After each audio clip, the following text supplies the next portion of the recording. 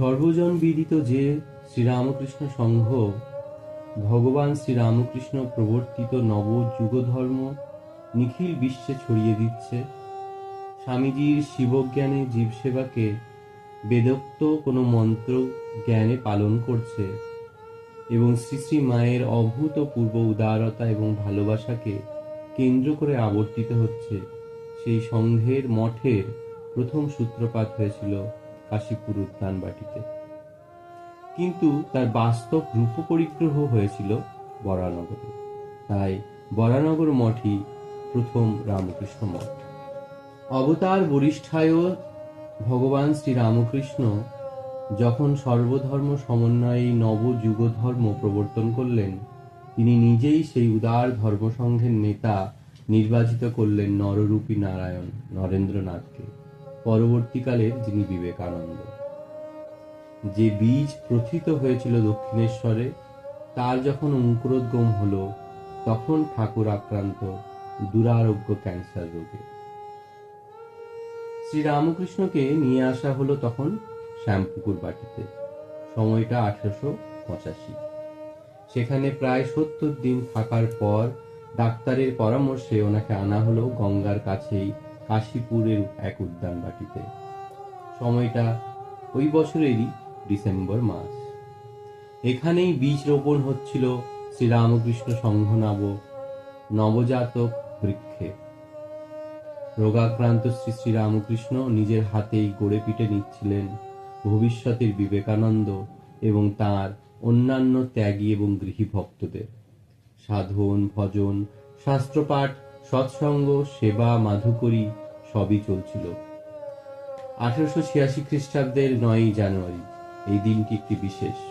এদিন বুড়ো গোপালদা 12টি গেরুয়া কাপড় এবং রুদ্রাক্ষের মালা তুলে দিলেন শ্রী শ্রীরামকৃষ্ণের হাতে।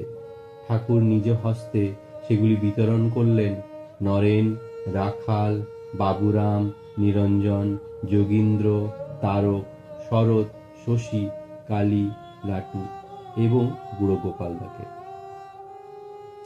এনারা প্রত্যেকেই পরবর্তীকালে বড় বড় মস্ত সব সাধু হলেন।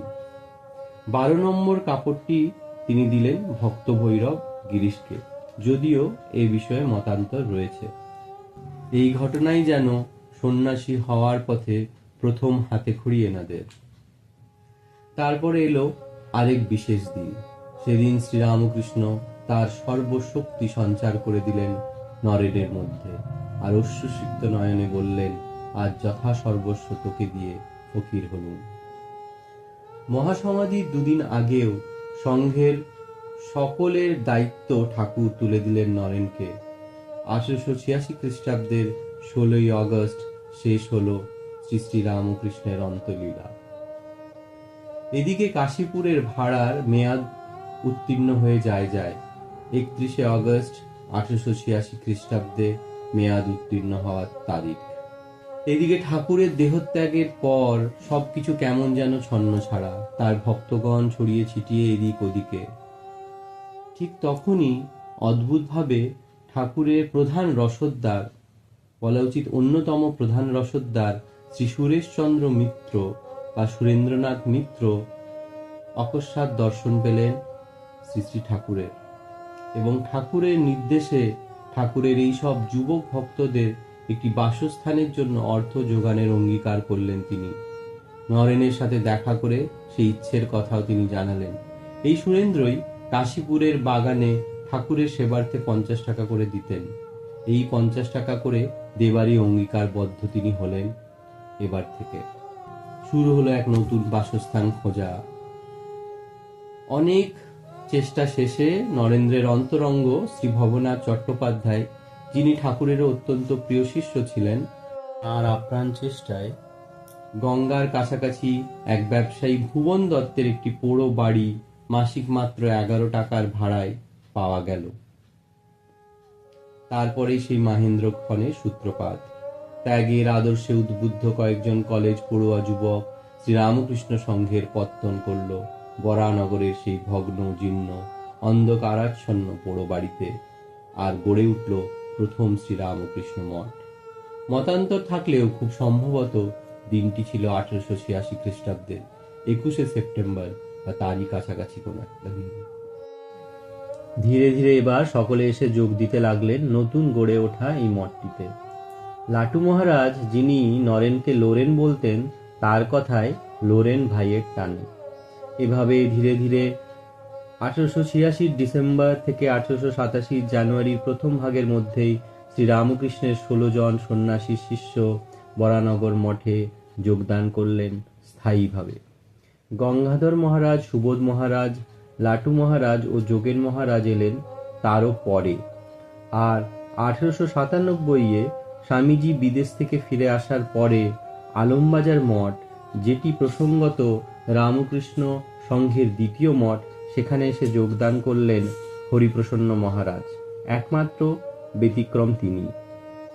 এবার আমরা এই এপিসোডের দ্বিতীয় অধ্যায়ের দিকে প্রবেশ করব, যেখানে আমরা এই বরানগর মঠ সম্বন্ধে আরো একটু বিশদভাবে জেনে নেব। পৃথিবীর ধর্ম আন্দোলনের ইতিহাসে নতুন অধ্যায় রচিত হলো। কেমন ছিল এই মঠ? গঙ্গার খুব কাছেই বরানগর বাজার থেকে পশ্চিম দিকে প্রামাণিক ঘাট রোডের ওপর এই মঠ অবস্থিত।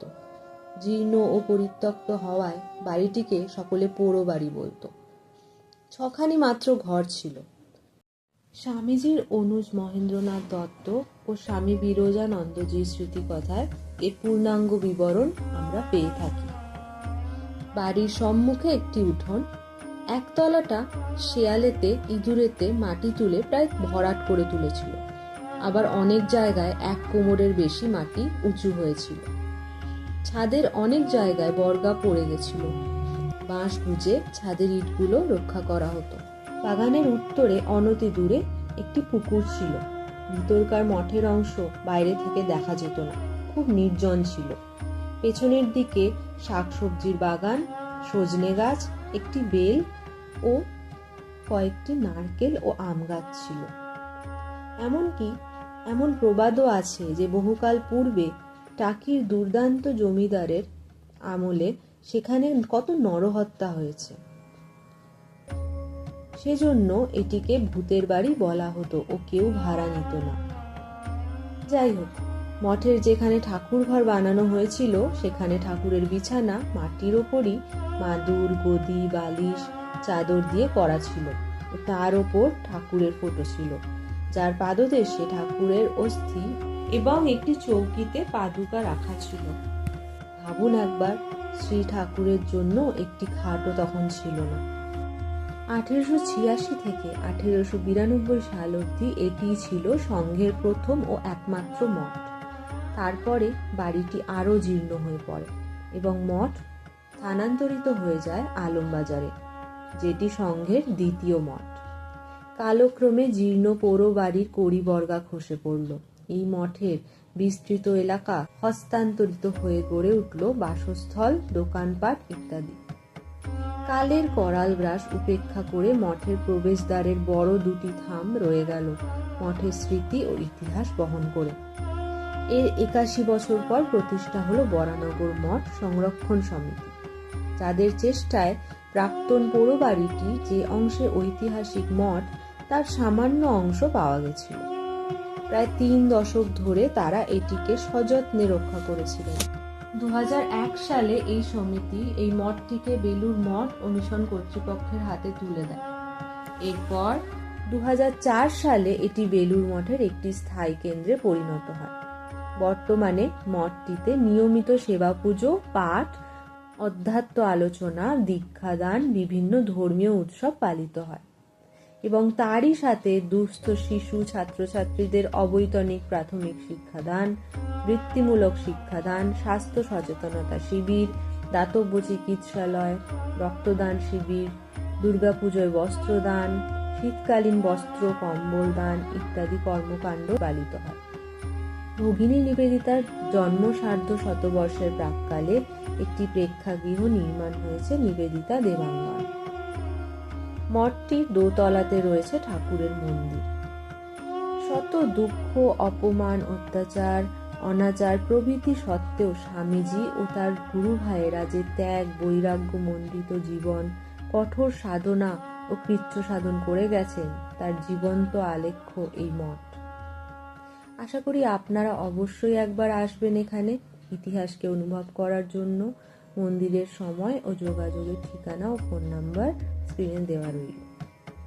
আত্মনো মোক্ষার্থাম জগদ্ধিতায়চর অমর সাক্ষী এই তপভূমি ও তার বুকে তপস্যা করে যাওয়া সেই সব ঋষি সন্ন্যাসীদের প্রণাম জানিয়ে শেষ করছি আজকের এই ভিডিও। জয় তো রামকৃষ্ণ।